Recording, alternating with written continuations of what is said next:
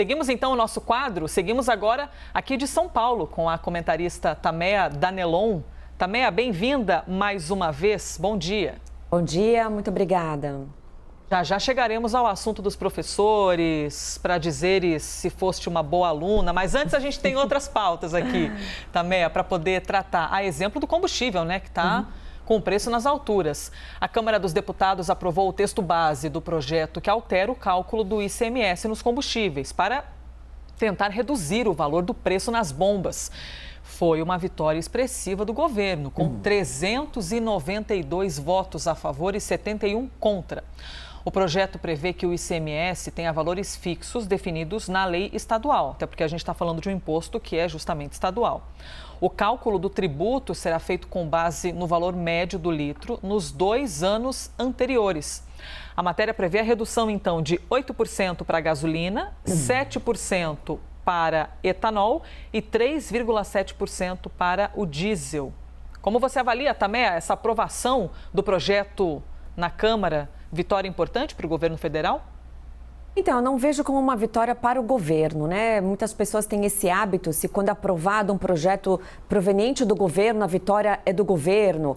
Se não foi aprovada, a vitória é da oposição. A gente tem que pensar que as leis são feitas para a sociedade.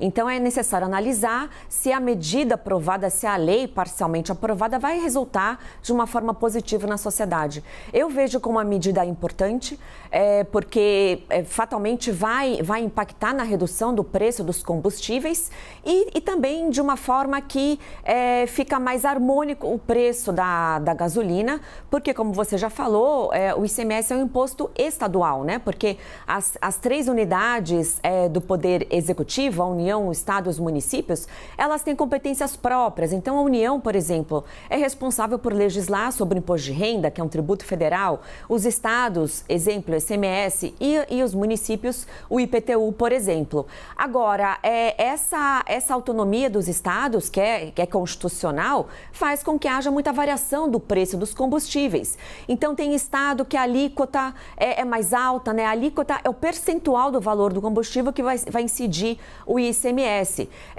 E dependendo do produto ou do serviço, essa alíquota pode ser variada. Então, eu penso que é uma medida importante, onde vai uniformizar um pouco mais para que não haja tantas discrepâncias variando em cada estado, né? É importante deixar claro que eu sou contra a atuação do estado para, por exemplo, tabelar preço. Na minha posição, eu sou contra essa eventual tentativa de tabelamento de preço, né? Porque eu acho que o preço tem que ser regulado pelo próprio mercado. Mas aí nós não estamos falando de tabelamento, nós estamos falando do poder público que visa harmonizar essa incidência do ICMS para que resulte na diminuição do preço através de uma redução tributária, o que é importante, né? Nossa carga tributária é altíssima e o problema principal não é só a elevação da carga tributária, mas o que o Estado dá em troca, né? Porque os tributos são recolhidos para que o Estado nos devolva educação, nos devolva saúde e segurança pública. E o que nós vemos que a nossa saúde é calamitosa, a educação de baixíssima qualidade e os índices de segurança pública também. Alguns países nórdicos, como Dinamarca, Noruega, a tributação é altíssima, a carga tributária é muito alta, mas em contrapartida, os serviços prestados são excelentes. Então, eu penso que foi uma medida importante, não vejo que haveria um ferimento às competências estaduais dos estados, mas essa extensão do prazo para fazer análise da incidência do ICMS, né? Porque atualmente o preço a incidência do ICMS é com base nos 15 últimos dias do preço na variação média dos combustíveis. E por conta da inflação, por conta da restrição econômica, está muito elevado o valor do combustível. Aumentando esse período para a média dos últimos 2 anos, acho que vai ficar mais palatável o valor dos combustíveis. O problema seria, então, a oscilação na inflação? O real problema, Tameia? Olha, a inflação, né, a inflação é uma consequência, né? A inflação é uma consequência de N fatores, né? Temos crise hídrica, temos as medidas restritivas economicamente falando, o valor do barril de petróleo, os preços internacionais. Então, são uma série de elementos que resultam no aumento ou no decréscimo do valor do combustível. Como o próprio Molica falou, o valor de mercado atualmente no Brasil está R$ 80 o barril de petróleo. Então, é difícil do Estado interferir nesses valores. Eu penso que eu sou contra, inclusive, essa interferência, né? Não é porque a União é a maior acionista da Petrobras que cabe ao Estado regular esses valores. Mas também eu sou contra quando haja uma limitação artificial do valor do barril de petróleo. O que aconteceu no governo Dilma? A presidente Dilma artificialmente mantinha os valores do combustível baixo. Agora, isso não pode acontecer porque isso até vai ter um impacto na própria Petrobras, vai ter uma desvalorização das ações da Petrobras. Então, penso que preços o mercado tem que regular. Agora, se há essa possibilidade de diminuir a alíquota dos impostos, ainda que reduza na arrecadação, acho que é muito importante, que o brasileiro está muito cansado de pagar imposto e principalmente não ter um devido prestação de serviço adequado pelo Estado. Vamos ao próximo assunto, então. 8h52. A gente está falando aí, então, que o texto que altera a cobrança do ICMS tem de ser discutido pelos senadores. Mas tem uma outra pauta no Senado que é bem importante da gente trazer também. O presidente do Senado, Rodrigo Pacheco, diz estar estudando como resolver a indicação de André Mendonça à 11ª cadeira do Supremo Tribunal Federal.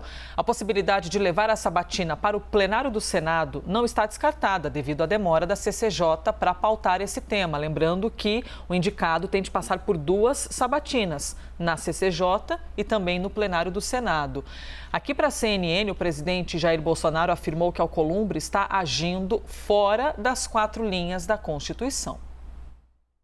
Terei toda a atenção e toda a dedicação à questão de ordem de Vossa Excelência e tenho absoluta convicção que esta presidência está buscando, da melhor e mais rápida forma possível, a solução desse impasse, a solução desta pendência à vida em relação a esta indicação. Se Eldorado tem um presidente, se Deus quiser, brevemente Miracatu terá um ministro do Supremo Tribunal Federal.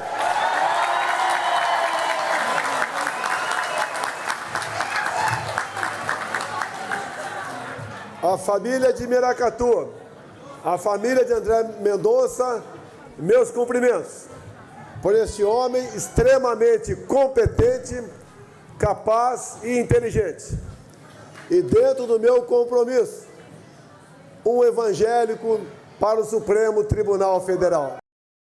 Bom, o presidente da CCJ, o senador Davi Alcolumbre, posicionou-se em nota. Disse que não aceitará ser ameaçado, intimidado, perseguido ou chantageado com o aval ou a participação de quem quer que seja. Diz ainda que tramitam hoje, pela CCJ, mais de 1.700 matérias e que a prioridade do Poder Legislativo no momento deve ser a retomada do crescimento, a geração de empregos e a busca de soluções para a inflação. Tameia, pelo jeito, é um impasse difícil de ser desenrolado, não é? De um lado, o presidente do Senado avaliando a possibilidade de já levar a sabatina a plenário, mesmo sem a ação da CCJ. E de outro, o presidente da CCJ que estacionou esse assunto. Isso não pode acontecer, né? Os poderes, eles são independentes e harmônicos entre si. Então, tem que ter harmonia entre os poderes, não pode ter essa briga. O que aparenta? Que o presidente da CCJ, né, o senador Davi Alcolumbre, não ficou satisfeito com essa indicação feita pelo presidente Bolsonaro do André Mendonça. Agora, não cabe ao presidente da Comissão de Constituição e Justiça escolher o ministro do STF. Como que é feita essa escolha? A Constituição diz que o presidente vai escolher um candidato dentre brasileiros natos, com mais de 35 anos, menos de 65 anos, com notável saber jurídico e reputação ilibada.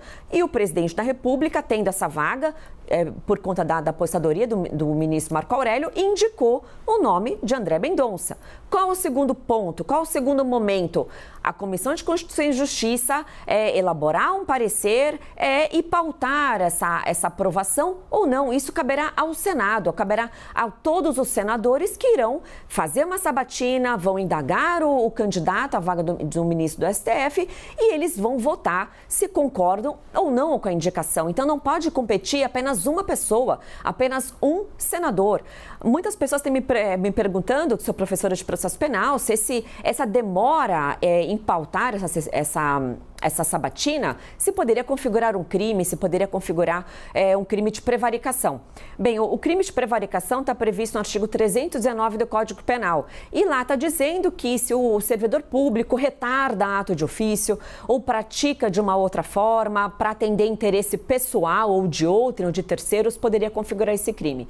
Não estou dizendo que o Davi Alcolumbre cometeu esse crime, mas em tese há sim essa possibilidade de se cogitar essa prática desse ilícito, porque não há motivos justificáveis para atrasar por tantos meses a sabatina para o ministro do STF. Até foi já mencionado aqui na CNN mesmo que Davi Alcolumbre disse para aliados que ia transferir para 2023 a sabatina. Ora, isso não pode acontecer. Ele está esperando o quê? Que haja as eleições do ano que vem, para que eventualmente haja um outro presidente, para que o outro presidente indique. Isso não pode acontecer. Os poderes têm que funcionar, a justiça tem que funcionar. Nós temos apenas 11 ministros que têm que julgar aproximadamente mais de 100 mil processos por ano. É importantíssimo que a nossa Suprema Corte esteja completa. Então, eu não vejo qualquer tipo de justificativa nessa demora. O presidente do Senado poderia, através do diálogo, através de conversa, que tente pacificar esse conflito, né? Eu sou contra que o STF interfira nessa questão. O senador Alessandro Vieira já ajuizou uma ação perante o STF e o ministro Lewandowski já se pronunciou dizendo que não cabe ao STF determinar que o presidente da CCJ paute essa questão.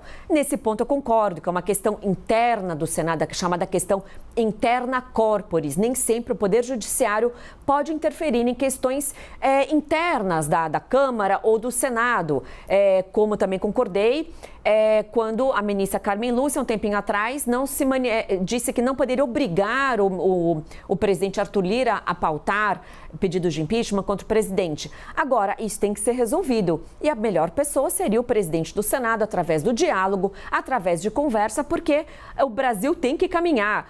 As autoridades, as instituições têm que funcionar. Não pode ficar parado por mais de um ano, que é o que pretende, né? O que vem dito o senador Davi Alcolumbre, para ficar tanto tempo sem um ministro da Suprema Corte.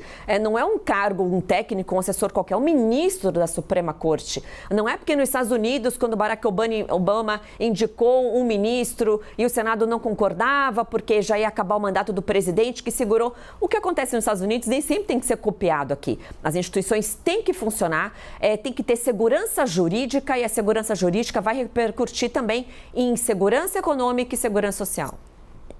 Tameia, vamos agora para dentro da sala de aula. Nós temos 2 minutinhos, mas vou tentar fazer uma abertura aqui um pouquinho mais breve para, na sequência, ouvir a sua opinião. A presença dos alunos nas escolas será obrigatória a partir da próxima segunda-feira. E no estado de São Paulo, a decisão do governo vale para as redes estadual, privada e parte da municipal, e ocorre em meio a uma queda, nos números da Covid-19 em todo o estado. Quase todos os professores da rede estadual estão imunizados e 90% dos adolescentes vacináveis receberam a primeira dose. Tem regrinha de uso de máscara, distanciamento de 1 metro entre os alunos também tem de ser cumprido. A minha pergunta é, você concorda com esse retorno agora, neste momento de pandemia, Tameia? Concordo plenamente. Graças a Deus e graças à vacinação, a pandemia está diminuindo drasticamente, né? Os índices de pessoas que infelizmente faleceram estão bem menores, né? Embora a gente lamente qualquer morte, mas comparando com dias que chegou a 3 mil diárias, né? 4 mil diárias, né? A vacinação tem um fator muito importante, as pessoas estão muito imunizadas, os professores. Também tem a questão de crianças e adolescentes terem uma baixa sintomas, caso eles adquiram Covid, os índices de falecimento também são muito baixos. Então, eu sou completamente favorável. Eu acho que poderia ter havido já esse retorno obrigatório antes, né? As escolas particulares, já desde agosto, que as crianças já voltaram, que não, pelo menos na escola da minha filha, não está tendo mais revezamento, todos os alunos já estão presentes. Então, isso é muito importante, não só pela aquisição de conhecimento das crianças, mas para o ambiente social, o ambiente com os amiguinhos, com os coleguinhas é muito importante. 2020, muitas crianças desenvolveram um pouco de depressão, ansiedade. Muitos psicólogos falam disso, porque foi uma mudança muito brusca na vida de crianças, principalmente as pequenas, né, que estão se alfabetizando nesse processo de alfabetização. Então, eu concordo plenamente com essa decisão do governo do estado de São Paulo e seria muito importante que fosse replicado em outros estados, adotando essas medidas de segurança, mas eu vi que em breve também até o distanciamento entre as carteiras vai ser reduzido, porque criança, por mais que as carteiras fiquem distantes, no recreio eles brincam, eles se abraçam, estão perto. Então, eu acho que foi uma medida muito acertada. Muito bem, Tameia, chegamos ao fim e amanhã, no Dia dos Professores, eu reservo um feliz Dia dos Professores para você, já que você também é professora, viu? Obrigada por hoje. Muito obrigada, eu que agradeço. Um feliz Dia dos Professores para todos. E lembrando que a minha avó era professora primária e acho que eu herdei dela esse amor pelo ensinamento e por lecionar.